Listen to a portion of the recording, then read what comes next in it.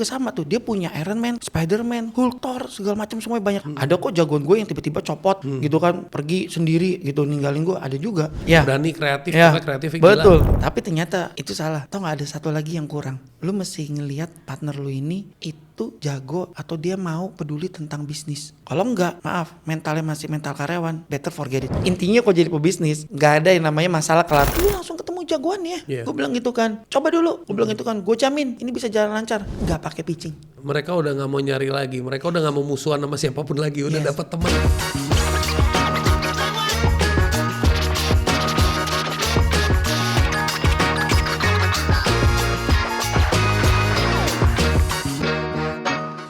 Welcome back to Big Thinkers. Hari ini gue kedatangan sosok yang sensasional tahun 2020 menjual kopi di mobil, di bagasi mobil, dan masuk ke berita di mana-mana. Dan hari ini dia udah menjadi pribadi yang sukses luar biasa, founder of Flux Creative Universe, Johannes Auri. Welcome bro. Thank you. Mantap Nel. Banyak perusahaan kreatif itu tumbang bro. Lu malah maju dan diinvest sama Om Deddy, sama Tante Grace, gitu. Rahasianya apa sih bro? Satu sih sebenarnya gue rasa ya, Nel, lu berani untuk mempertaruhkan semuanya untuk menjadi besar. That's it sih. Mungkin gue juga ngeliat kalau at the time di 2021 ya, tidak berani untuk step up, mungkin di situ-situ aja sih. Kata kunci itu sih. Jadi ya jujur 2021 itu titik balik berani ngubah bisnis menjadi grup holding dengan nama Flux Creative Universe. Kenapa? Karena terinspirasi banget dari ceritanya Goto tuh. If you want to go fast, go alone. If you want to go far, go together. Gue langsung ngeliat, ternyata cara untuk bisa menjadi pergi lebih jauh, lu udah gak bisa lagi sendiri. Padahal gini loh bro, yang gue suka sama lo itu, lo kan orangnya pribadinya ekspresif. Kalau ngomong apa adanya lah ya. Suka ya suka, nggak suka ya suka, nggak suka. Udah, pokoknya kalau lu sakit hati terserah lu. Yang penting gue clean. Udah apa adanya gitu. Nah, di dunia kreatif, I'm a founder, for example, a creative company. You're a founder of creative company. Biasanya kita berdua punya yang namanya idealisme. Lu bisa menggabungkan atau meng-acquire beberapa creative company itu gimana bro? Karena itu menggabungkan individu-individu yang buat gue kategorinya high ego. Betul. Gak gampang sih Nela. Jadi gini, 2021 kan gue udah punya visi untuk Flux Creative Universe ini. Visinya tuh gue pengen jadi Avengers-nya dunia kreatif Indonesia. That's it. So at the That's time, your dream. Yes. So bayangin gue suka Marvel banget lah. Lo kalau datang kantor liat mainan gue banyak kan Marvel. Marvel kan juga sama tuh, dia punya Iron Man, Spider-Man, Hulk, Thor, segala macam semuanya banyak jagoan-jagoannya. Tapi dia bisa jadi Avengers kan. Nah, so dari kemarin 2021 tugas gue tuh gue cari orang-orang yang jago di industri ini yang punya specialty beda-beda. Gue ajakin buat join. Tapi terus terang karena gue pertama kali baru membentuk jagoan ini, nggak gampang langsung tiba-tiba semuanya jadi. Ada kok jagoan gue yang tiba-tiba copot gitu kan, pergi sendiri gitu, ninggalin gue, ada juga. Nggak cocok lah ibaratnya. Iya nggak cocok dengan ibarat kata gue Nick Fury-nya nih. Ternyata gue salah nyari jagoan yang gayanya kayak begini. Mungkin dia bilang, contoh nih kalau gue analogikan ya, gue nyari orang The Flash gak cocok dengan gayanya Marvel. Dia cocoknya di DC gitu ya kan. Lu masukin dia nih The Flash, lu masukin di ekosistem Marvel, Gak pas. Dia pasti keluar dengan sendirinya. Ini bukan dunia gua nih, bukan universe gue nih gitu. Jadi itu yang gua alamin perjalanannya ya, nggak gampang. Tapi kan gua tahu dengan secap permainan begini, ini gua lihat ya. Gua lihat kalau misalkan beberapa jagoan-jagoan kreatif gua, contoh gini. Misalkan kalau misal dapat musuh Dr. Octopus, ya gue harus tahu nih lawan yang cocok itu adalah jagoannya, gue turunin deploy-nya Spider-Man. Cukup Spider-Man aja, nggak perlu sampai Iron Man. Iron Man mungkin gue taruh yang lebih gede-gede lagi nanti, yang musuhnya lebih berat lagi. Jadi skill yang sekarang gue pelajarin itu adalah gue harus jeli ngelihat, this brand cocoknya sama ini. This brand cocoknya sama ini. Basically you're really focusing on problem solving concept ya in a creative world. Yes, karena yang gue jual sekarang itu adalah ibarat kata jagoan-jagoannya nih. Gitu. Itu sih yang lumayan PR banget ya. Proses mencari. Proses dari lu mungkin punya ide, gue pengen jadi Avengers-nya the creative universe for Indonesia and global one day. But proses picking the person, what are the top 3 qualities or values harus ada di orang yang bisa klik sama lu? Ini kalau dulu ya, waktu belum pernah ngalamin ada beberapa orang yang lepas, yang gue cari itu adalah orang yang kreatif aja. Yang penting dia kreatif, dia bisa mimpin, that's it. Itu yang gue lihat dulu banget. Tapi ketika beberapa dulu ini before pandemi, in pandemi, pas awal-awal masih mulai bisnis. Pas awal masih mulai bisnis, maksudnya pas mulai bangun Fluxative Universe yang gue lihat tuh nih orang kreatif, portonya keren segala macam, dia pernah jabatan sebelumnya sidak mimpin tim, ikut gue. Pokoknya yang berani berani kreatif, kreatifnya gila. Betul. Gitu ya. Tapi ternyata itu salah. Tau gak ada satu lagi yang kurang. Lu mesti ngelihat partner lu ini itu jago atau dia mau peduli tentang bisnis. Itu yang kemarin gue miss. Gue pikirin gini, gue jago di bisnis. Udah deh gue cari partner yang dia cukup kreatif aja dan bisa ngelitin, that's it udah. Ternyata yes running bisnisnya, tapi gak bisa growth. Di situ-situ aja. Kenapa? Karena dia gak punya otak bisnis. Mindsetnya nggak sama. Nah di situ gue baru belajar. Kalau gitu next gue nyari jagoan nanti bukan cuma yang kesannya mau ngalahin musuh, tapi lu mau membawa dunia lebih baik lagi, lebih besar lagi. Ibarat kata ya, kalau dihitung secara bisnis nggak cuma ada musuh gue tertarik untuk nantang, gebuk mati udah selesai, I'm winner, that's it. Tapi apa tujuannya? Lah kan kita untuk menjaga dunia lebih baik. Mungkin kalau di bisnis untuk membuat bisnis menjadi lebih besar. Ekosistem bisnis lebih bagus gitu kan. Nah, itu yang penting. Jadi ternyata sekarang gue lihat lu punya otak bisnis atau enggak. Kalau enggak, maaf, mentalnya masih mental karyawan, better forget it. Di sini gua setuju sama lu. Dulu gue juga sempat fase gue salah pilih partner. Bukan salah partner gue, salah gue. Gue fokus on, jadi kita sebagai orang kreatif tuh selalu nyari skills yang kita nggak punya. Iya, benar. You agree ya? Benar. Misalnya I'm good at ideation, I need someone who is good at coding. Misalnya I'm good at design, somebody harus jago di coding. Tapi kita lupa ngecek mindsetnya sama nggak? Skill set harus beda, mindsetnya sama. Iya. Itu yang kebanyakan we miss.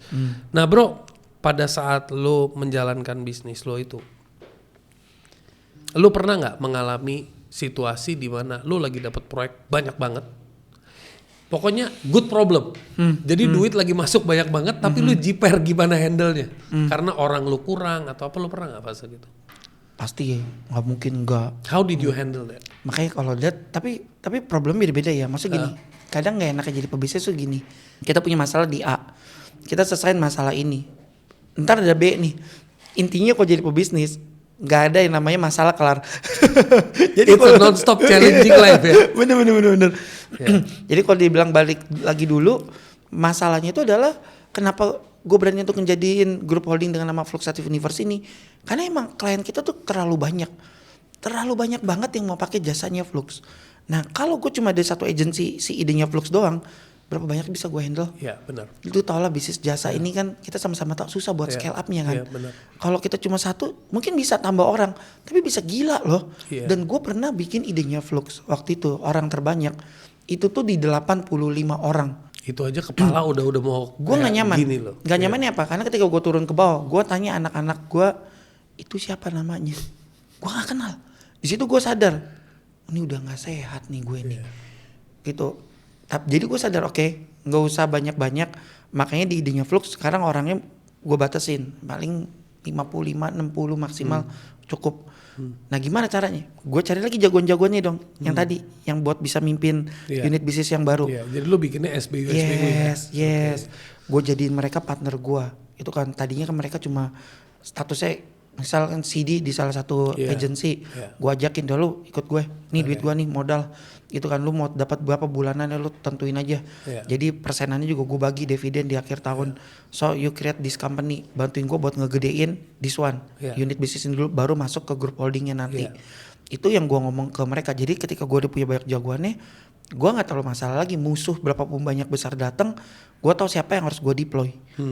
Itu brand ini cocoknya sama unit bisnis yang ini, yang ini cocok sama unit bisnis yang ini.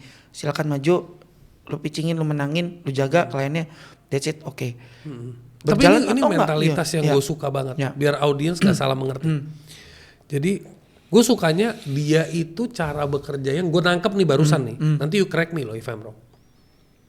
Cara lu mendefine customer lu tuh musuh. Jadi sifat lu tuh I want to win them. Iya. Ya kan? Iya. Ini beda nih. Ini keren nih, lu keren bro. Jadi gini. Kita itu kalau ketemu customer, kita nganggap dia itu bukan musuh, kita nganggap dia dewa. Jadi kita begini-begini. You understand? Jadi sebelum kita menangin, kita udah kalah. Iya. Tapi this is a very good terminology yang gue lagi dari tadi dengerin lu ngomong musuh ini gue hadapin ini musuh ini. Berarti you really look at client as a great challenge. Iya. Gue inget banget salah satu unit bisnis gue nih. Waktu itu kita dapat pitching dari salah satu asuransi terbesar lah di dunia bahkan. Ya, kita tuh pas lagi masa-masa udah mau menentukan pemenang, ibu itu ngomong gini, Auri, kita ini udah ganti agensi dalam 1 tahun 4 kali. Dan gue tahu nama-nama agensi siapa aja. Big name semua lah nama agensinya. Kenapa kita harus pilih kalian dan apa yang bisa kalian janjikan ke kita? Gue cuma ngomong gini, Bu, yang ngebedain Fluxative Universe dengan agensi lain adalah ibu akan tahu dipegang langsung sama jagoannya langsung nih. Jadi setiap unit bisnis kan gue udah punya jagoannya kan. Even di salah satu unit bisnis gue itu selalu ada 2 jagoannya loh.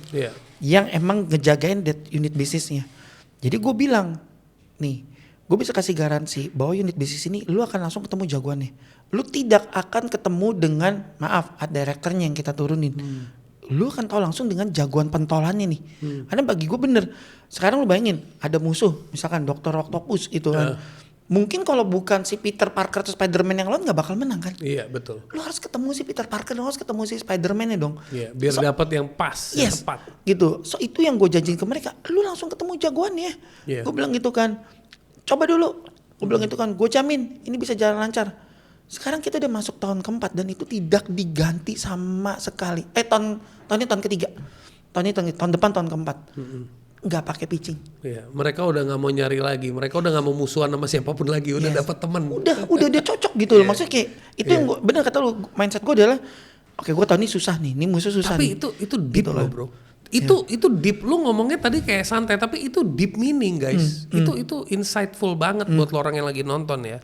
Jadi kalau lu nganggep pembeli lu adalah musuh dan lu tujuannya mau menangin mereka dalam konteks positif di sini, mau menangin, lu akan lakukan segala macam cara untuk memberikan yang terbaik karena lu mau menang kan.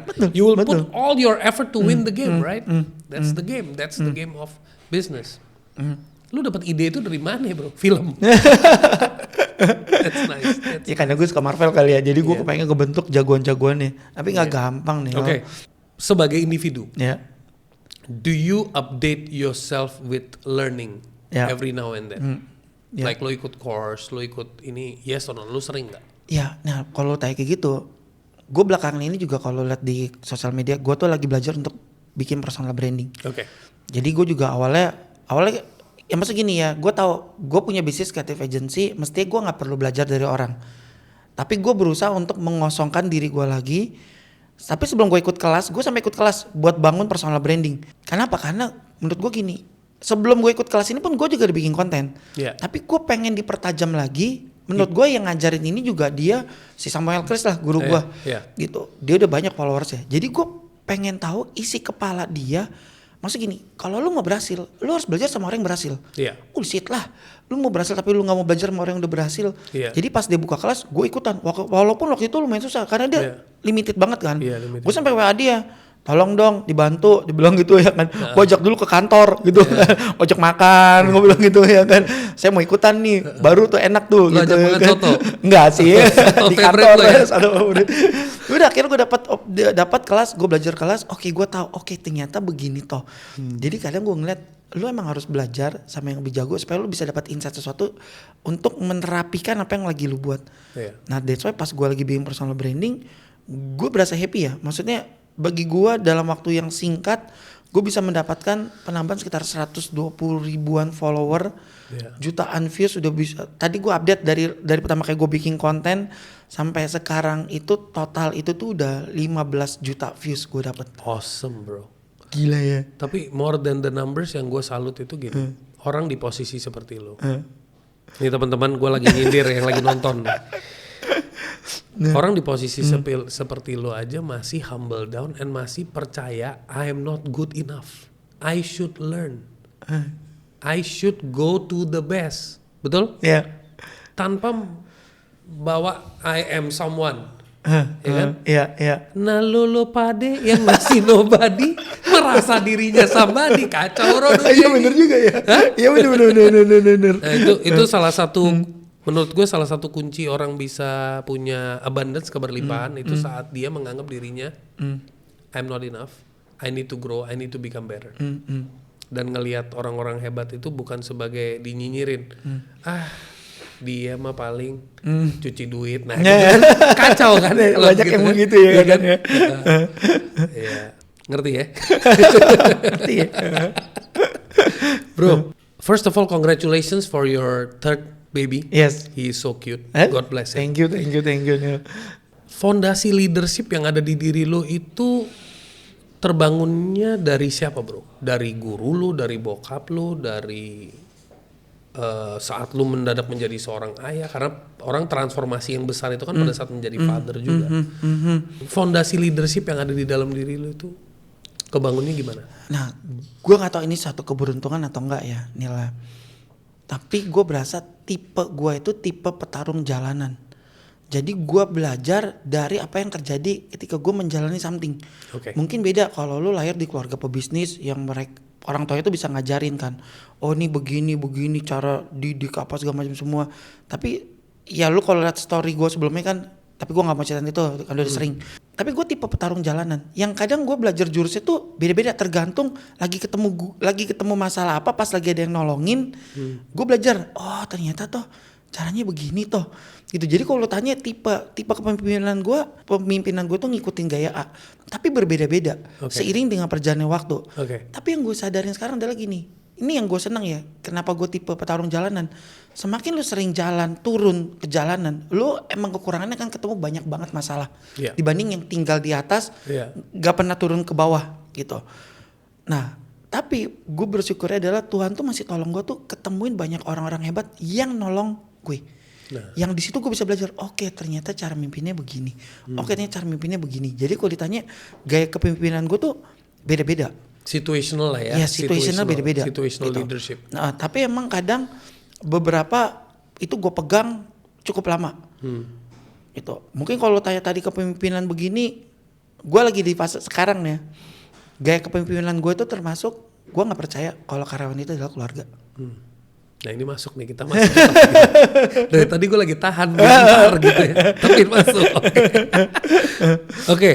Nih gue sebelum lo lanjut gue akan cerita dulu guys, biar seru ya. Jadi banyak sekali perusahaan mengadopsi bro, dan itu rata-rata di creative company, rata-rata. Mereka sangat mengadopsi yang namanya culture. Tujuannya membangun yang namanya family feelings, ya kan? Kekeluargaan. Jadi esensi kekeluargaan dalam bekerja. Lo masuk ke kantor tuh second home lo. Dari pagi sampai sore lo di kantor, habis itu lo pulang, benar nggak? Jadi dibikin homely. Lo setuju? Setuju. Oke. That part setuju. Harus bikin nyaman. Nyaman ya. Bikin nyaman ya. Nah, ini kan ceritanya jangan cerita langsung to the peak bro. Kita mundur dulu bro. Jadi, lu sempet nggak merancang culture di company lo supaya culture seperti apa yang lo rancang? Satu, gue selalu ngajarin anak-anak gue tuh untuk nekat. Nekat itu lu berani mencoba sesuatu yang belum pernah lu coba. Karena dengan lu menjadi nekat, lu tuh bisa melihat potensi-potensi yang sebelumnya tadi belum pernah. Misal contoh, lu anak copywriter, it's okay kok kalau lu nekat untuk mencoba membuat sebuah desain, belajar desain. Karena dengan lu coba, lu nekat, lu tiba-tiba bisa punya skill baru. Iya, banting setir gitu. Ya, itu bukan banting setir juga, maksudnya kayak belajar aja hal baru yang lu pikir yang tadinya bukan daerah lu tapi lu gitu kan. Coba aja dulu, nekat dulu gitu. Nah, habis itu yang kedua gue bilangnya itu selalu kalau lu kerja itu pakai hati. Kenapa? Beda kerja yang pakai hati sama enggak. Maksudnya gini, gue bangun Flux ini, ya gue pakai hati. Kalau gue nggak pakai hati, bullshit deh. 18 tahun gue bangun bisnis dari kamar tidur, bangun, jatuh bangun. Kalau lu nggak pakai hati, udah lu tinggalin tuh bisnis kali. Gitu kan, dengan segala permasalahannya. Gitu. Nah, ketika lu udah nekat, ketika lu pakai hati mengerjakan sesuatu, lu akan bangga dengan apa yang lu lakukan. Nah, itu yang gue selalu bawa ke semua anak-anak gue di bawah. Dan ini emang gue terapin. Gue bangga kok dengan apa yang udah gue jalanin sampai saat ini. Lu sebut gitu kan, yang mungkin mulai dari bawah, dari kecil, terus habis itu tanpa ada investor bisa gede, berapa banyak yang bisa bertahan gitu kan, even going bigger gitu kan. Tapi dalam culture itu tim lu itu ada barrier nggak ke lu, atau dia memang no barrier, pokoknya bebas bisa ngomong sama lu anytime, asik gitu? Nggak semuanya, biasa gue limitation aja, hanya beberapa dari manajer ke atas gue kasih akses untuk lu boleh all out ke gue gitu kan. Tapi gue nggak coba sampai terlalu bawah banget, karena apa? Karena gue kasih ruang buat si manajernya itu untuk atau lead di bawah gue tuh untuk mimpin.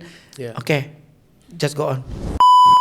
Gaji gak usah ditanya, udah gede banget, dapat bonus segala macem. Sampai satu sisi gue ngelihat ini orang nusuk gue, itu gue sakit banget, harus gue akuin gitu kan. Tapi ada time dengan kejadian ini, gue jadi belajar. Gue ngelihat dia bikin agency sendiri di dalam, dan klien gue tuh diambilin sama dia. Sakit banget gak? Front banget. Semua AI segala macam itu emang menakutkan. Tapi lihat dong, AI ini nggak akan bisa melakukan sesuatu kalau dibaliknya itu bukan orang yang pintar. Gue percaya kreativitas tidak bisa digantikan sepenuhnya sama mesin, Pak.